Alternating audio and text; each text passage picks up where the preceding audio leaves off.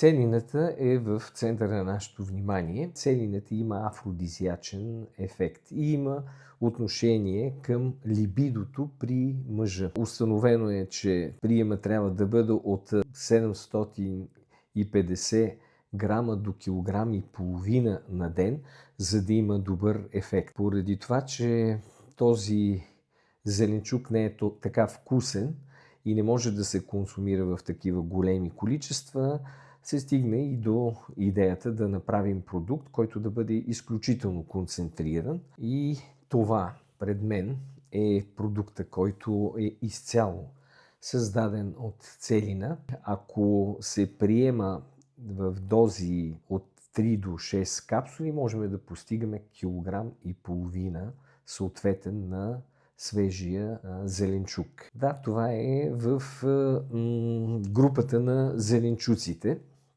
Слава Богу, в България го има в голямо количество. Защо трябва да се използва при полова слабост, при импотентност целината като стимулатор? Защото тя не подава тестостерон подобни вещества, на които се базират много от афродизиачните продукти. Целината стимулира хипофизата и този отдел, който излъчва лутеинизиращия хормон, който пък стимулира тестостерон синтезата в организма на мъжа. По този начин, при такава стимулация, са налични в кръвта и лимфата по-високи количества тестостерон, свободен тестостерон, имащ отношение към либидото на мъжа. Има много направени изследвания по отношение на нивата на